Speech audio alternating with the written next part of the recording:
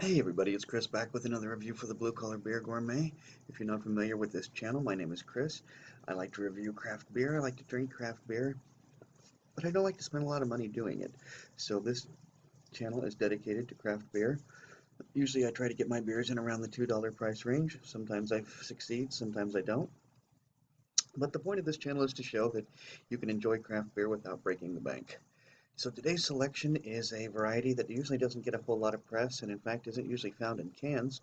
Regular viewers of this channel will know that I'm a big fan of cans, and this is actually one of my favorite varieties out there. This is barley wine, and today's barley wine is the Bad Beat Brewing Company's The Whale barley wine. This is part of Dealer's Choice series. The Dealer's Choice, as explained here, is a new series designed to showcase four completely different beers, always changing, always evolving from style to style, so you venture out of your comfort zone and try something new. Every 3 months, you'll be greeted with a new style to challenge your taste buds. Which will be your favorite? This is brewed in Henderson, Missouri. Henderson, Nevada. I'm actually from Missouri originally, but yeah, this is Henderson, Nevada. So it is a local beer, and the whale itself is described as a boisterous yet elegant display of what happens when you pack a mash tun to capacity, rich and luscious with seemingly infinite levels of malty complexities and flavors. Rumor has it, if you look up the definition of masterpiece, you'll find a picture of the whale. There you have it. $1.99 I paid for this 12-ounce can. It does have a, where is it, 9.2 ABV, which is actually very typical for barley wines. Barley wines are known for having high alcohol contents. Um, don't have the IBUs on this, which is kind of funny because they talk about it being so hop forward. And what's usually is the case is you can go to um, Untapped and see what the IBU count is there. They don't have it either, so I don't have an IBU count. And what actually is supposed to set this one apart is the fact that it's hop forward. Now, a little history about, or a little information about this particular barley wine. None of my friends have reviewed this on Untapped. Only 299 of us total have reviewed it and given it a cumulative score of 3.7. Beer Advocate, it has only 3 reviews, giving it a cumulative score of 3.74, which on Beer Advocate's scale is a good ranking. I've actually had this beer before. I had it in Bad Beats Tap Room on the 17th of December, 2017. At that time, I gave it a 3.5. Um, and as I said, this does have a, what is it, 9.2 ABV. Barley wines typically fall between 8.0 and 12.0. Also, just to give you a little history of barley wine, let you know about barley wine. Barley wines are usually not heavily carbonated. Sometimes they're even, some will even go so far as to refer to them as flat. They are exceptionally high uh, in ABV. In fact, what kind of sets barley wines apart from wine basically is the hopping process. Anchor Brewing is credited with the first barley wine brought to or brewed here in America. In 1975, their Old Foghorn was the first, believed to be the first. What's the beer that's believed to have brought barley wine to great acclaim is the Bigfoot introduced by Sierra Nevada in 1983. And so the story goes, they sent their Bigfoot barley wine to a lab for analysis. The lab said, your beer is too bitter, your barley wine is too bitter. So Sierra Nevada responded with, thank you. So there you have it. That's the story behind barley wines.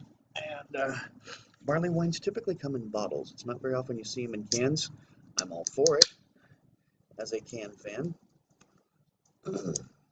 All right, let's see what we got here. Higher ABV beers, particularly barley wines, snifters, goblets, are recommended as the glass of choice. And those who watch this program know that I do like to try and use the appropriate glass, or if not the exact glass that's intended, then the one that's closest to it. Now, what you are seeing is actually a little bit darker than the color that is poured out. This is actually kind of light for a barley wine.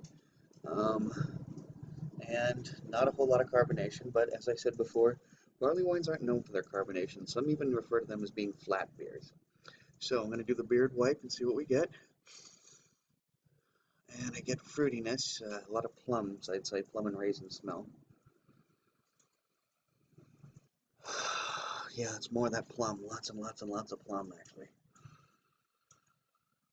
Plum and maybe even a little bit of roastiness. I am picking up some of the hops.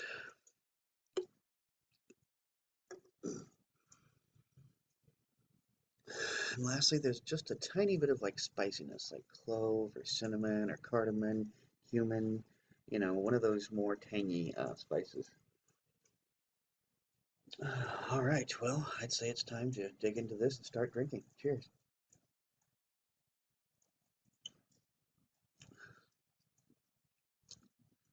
I'm going to describe that as being about a, oh, I'm going to call it a low mouthfeel. There's not a whole lot of spikiness to this, and that's kind of typical of barley wines too. They're not overly spiky. Um, just the slightest bit of alcohol burn, which is kind of surprising for a 9.2 beer. That is a very high ABV. But let's get into the little bit more of the flavor.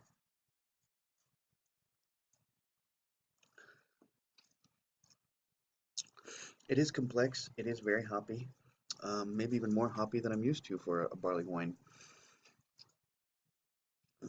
I gotta say, hmm, well, there's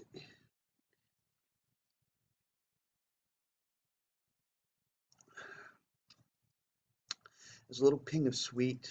It is very strong flavored, despite, like I said, a lower alcohol burn. Um, if you like your barley wines to be really fruity, raisiny, I like that where it's very thick and syrupy sort of flavor and texture.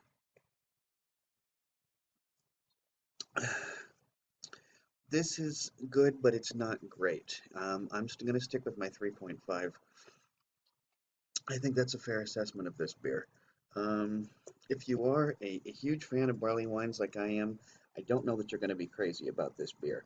If you're trying to develop a taste for barley wines, this might actually be just the beer for you. But they are Henderson Brewers. They are local brewers, and always got to support local brewers when you get the chance. Um, but I'm just saying they're not knocking me out of the park with this one. Although I am glad to see somebody putting a barley wine in a can. Barley wines usually end up in bottles, and as a fan of cans, I'm glad to see barley wine in cans. So there you have it. If you like this video, please be sure to like, comment, and subscribe. And until next time, drink good beer and don't break the bank doing it. Cheers.